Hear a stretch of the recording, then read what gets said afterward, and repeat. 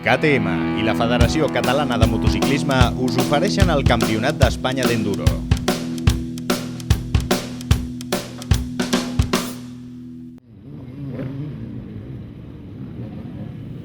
El Campionat d'Espanya d'Enduro va fer parada i fonda a les Terres de Bassella el passat 29 d'abril per la disputa de la quarta prova de la temporada. Les pluges caigudes durant el vespre abans de la prova van propiciar que el terreny es trobés en unes condicions ideals per a la pràctica de l'enduro i els pilots no van decebre en absolut, oferint al nombrós públic assistent un grandíssim espectacle. A la categoria Enduro 1, Lorenzo Santolino va ser molt superior als seus rivals durant tota la jornada, marcant un temps total de 47 minuts 42 segons.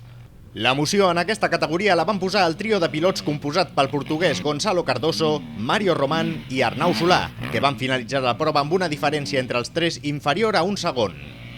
Cardoso, amb 48 minuts 44 segons 320 mil·lèsimes, va ser qui va pujar al segon graó del podi, mentre que Serrano va guanyar-se el tercer calaix per ser 240 mil·lèsimes més lent que Cardoso, però 540 més ràpid que Solà, que va quedar fora del podi. Santolino es mostrava molt satisfet amb aquesta victòria, que l'apropa una mica més a la consecució del campionat. Bueno, la verdad es que bien, muy bien, he ganado en mi clase en Enduro 1, por lo tanto me viene perfecto de cara al campeonato. Y en la categoría Scratch, en la absoluta, pues la verdad es que estaba luchando con Aarón por el tercer puesto y bueno, creo que arriesgar un poquito de más, me ha salido mal.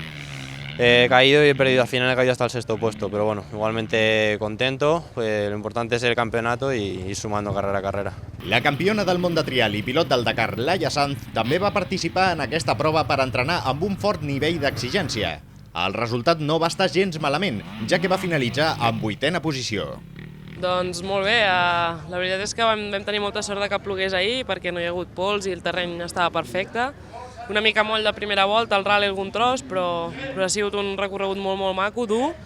A més, les cronos molt maques i el tram també, i inclús tenint el control just, doncs ha sigut durillo físicament, però per mi en aquest cas venia a entrenar pel Mundial d'Enduro la setmana que ve, i l'important és això, que he fet moltes hores, moltes cronos i anar aprenent mica en mica. A Enduro 2 vam trobar el gran duel de la jornada entre possiblement els dos pilots més en forma del panorama nacional. Estem parlant d'Iván Cervantes i Cristóbal Guerrero.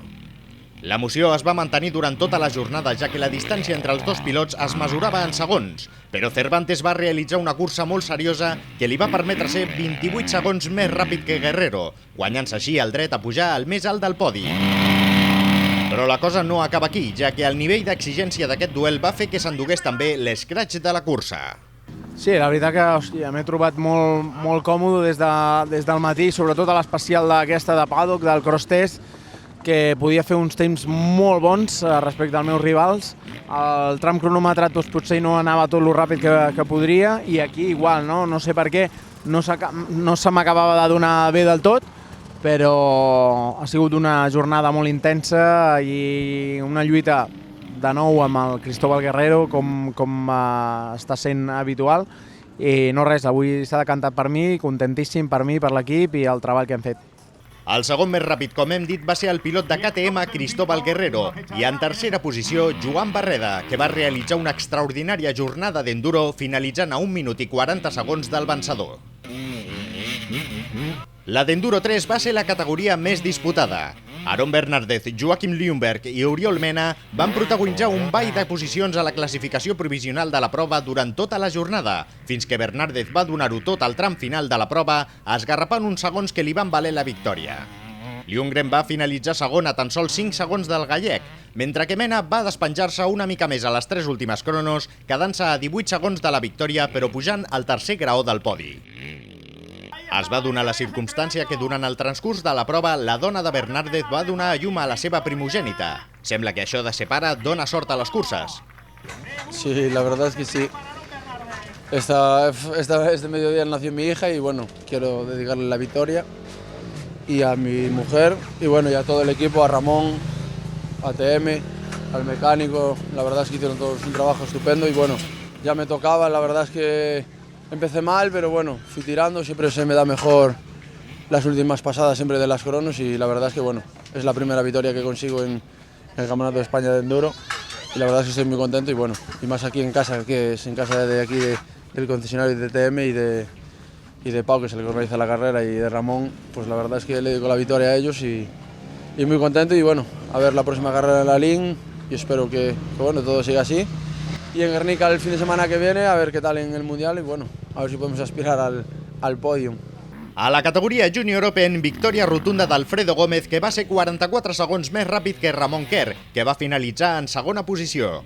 Kerr no va haver de patir massa, ja que Carles Salsenc va finalitzar la jornada a 2 minuts i 22 segons de Gómez, distància que li va permetre completar el podi de la categoria. A Júnior Trofeu, Edgar Garcia va endur-se la victòria. L'acompanyaven al podi Oriol Vinyes i Oriol Santacreu com a segon i tercer, respectivament. A Sènior B, 2 temps, els pronòstics van fer-se bons i Constantino Pérez va vèncer amb claredat la categoria. Pasqual Canals va finalitzar segon, mentre que David Corrales va ser l'encarregat de completar aquest podi. A Sènior B, 4 temps, tampoc va haver-hi massa sorpreses en quant als resultats, i Cristian Ardèvol va endur-se la victòria sobre Eduard Margalef, que va ser segon, i sobre Julen Huarte, que va finalitzar tercer a 19 segons del vencedor. Pel que fa a Sènior C, 2 temps, la lluita entre Albert Garcia i Jorge Moreno per pujar al més alt del podi va resoldre's a favor de Garcia per tan sols un segon d'avantatge. Xavier Castell va ser l'encarregat de completar aquest podi. A la mateixa categoria, però 4 temps, el pilot del Motoclub Sitges, David Gómez, va finalitzar primer però amb tan sols 2 segons d'avantatge sobre Alberto Macías, que va ser segon. En aquest cas, l'encarregat de pujar al tercer graó del podi va ser Pere Rubio, del Masoni Sport. A Màster van poder assistir a una nova victòria de Francisco Izquierdo, un pilot que ja està acostumat a pujar al més alt del podi. El van acompanyar Fernando Piñol i Josep Batalla com a segon i tercer, respectivament. I per finalitzar la categoria fèmines, on Rosa Romero va tornar a vèncer sobre Laia Mante, que va ser la segona classificada. Els propers 19 i 20 de maig tindrà lloc la propera prova del Campionat d'Espanya d'Enduro a la LIN, Pontevedra. Però si les terres gallegues us cauen massa lluny i no teniu massa pressa, els propers 13 i 14 d'octubre es disputarà la penúltima prova de la temporada per al Campionat d'Espanya a Súria.